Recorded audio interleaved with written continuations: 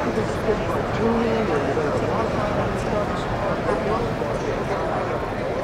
started in '02 by setting a land speed record for pickup trucks, a record which we previously held with the GMC Cycle and Banks project for 11 years.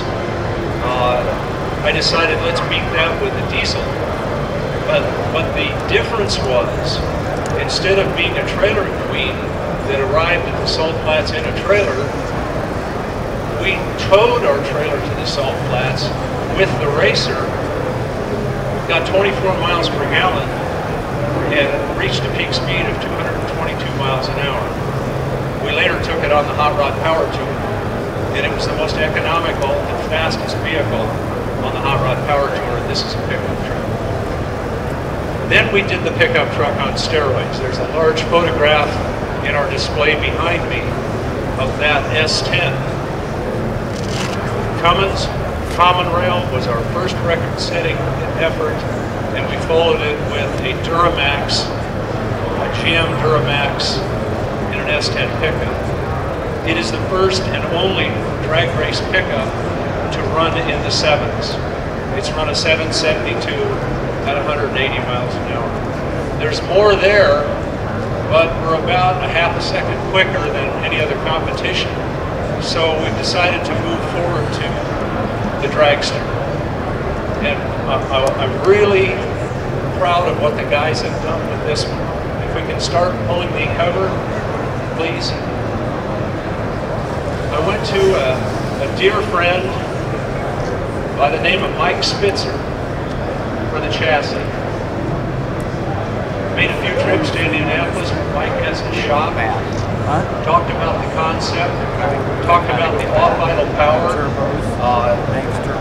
how much power we have leaving the line, and we ended up with a 276-inch wheelbase.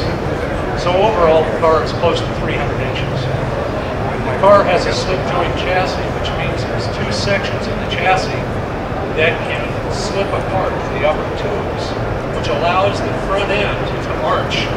The whole idea being keeping the front wheels on the ground and absorbing some of that instantaneous energy as you leave the line in the chassis. So there are two tuning points in the chassis. Mike Spitzer started making back-motored cars about the same time as Don Garlitz. He's been at it for 38 years. So if you notice the name on the car, I'm honoring somebody. You'll find somebody's name on the car. And it's not just one guy, it's two guys. And when you see the snake on the side of the car, you'll probably figure out who the other guy is. So what this is an NHRA top dragster. This is the epitome of the sportsman racing in NHRA. It runs under the Michelle Racing Series. And it's the first car of its type intended to race in that series. I don't know of another diesel dragster running in NHRA top dragsters. There have been two other dragsters I'm aware of that have been running for quite a while. One of them has gone over 200 miles an hour, and it has gone in the 60s. I don't think that's a record yet, because to set a record, you have to do it twice on the same day, and you have to do it within 1%. So I've still got a little breathing room here, and it's kind of slow in the racing world right now until the spring. So we intend to go to Arizona, to a little place called Speed World, and start working the kinks out of this thing. Last time we were on the dyno, this 6.6-liter Duramax was at 1,280 horsepower.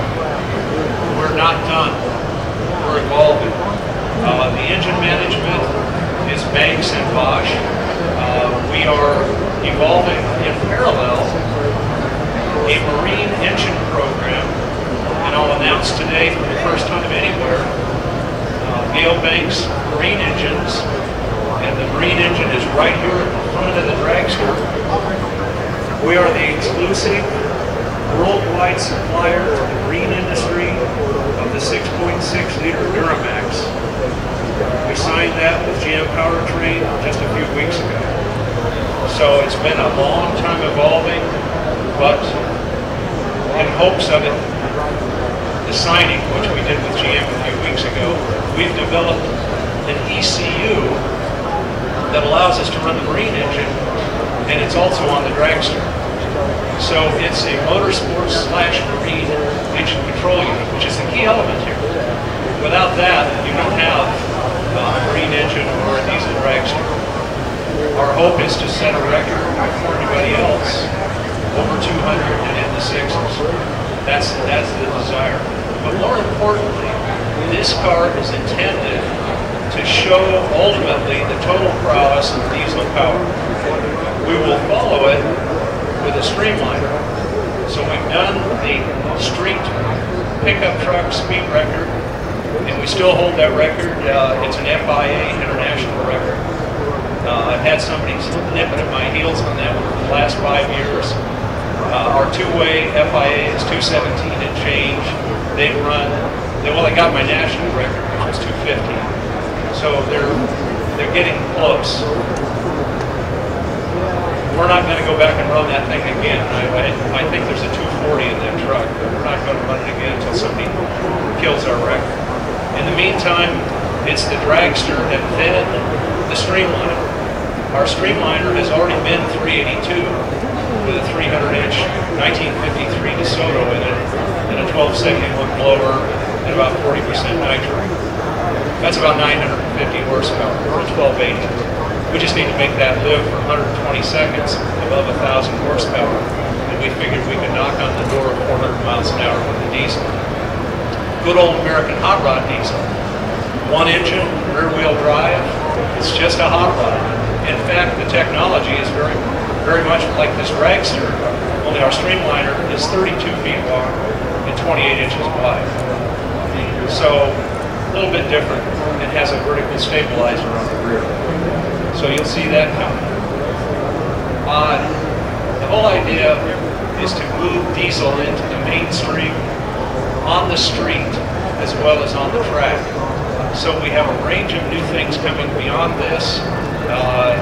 We have a Volkswagen Jetta that we're going to move from diesel is fun to diesel is sexy in alignment with Bosch. That'll be an interesting project to do. It's a kind of an entry-level $21,000 car. It's 40 miles to the gallon. The Jetta is going to be very popular with those who are hip to fuel economy, and also those of the Gen Y category who are kind of driving the mentality of what is hip in the country. And the Gen Xers, of course, are aging, but they're still there too. So we're doing diesel from top to bottom. We're working on Class 8 trucks right now. We've got some major fleets in the United States. I'll have to say maybe the biggest one in the United States has approached us for fuel economy. So we're into that. And the engine that's in this Dragster is the most fuel-efficient engine we've ever tested in 50 years of Banks engineering. I'll say it again. This is the most fuel-efficient engine I've ever tested in my life. And it's a racing engine. We want to take the technology we built here with high-speed diesel and kind of move it down into the hot rod market. So you've got guilt-free performance. We trademarked that term. Guilt-free. So, and green and all of the other stuff. Guilt-free is the overall umbrella for that. I will invite any questions you guys might have. I'm here for the duration. Thank you so much for coming this morning, and hope to see you at the races when we bring this thing out and take some laps. Thank you very much.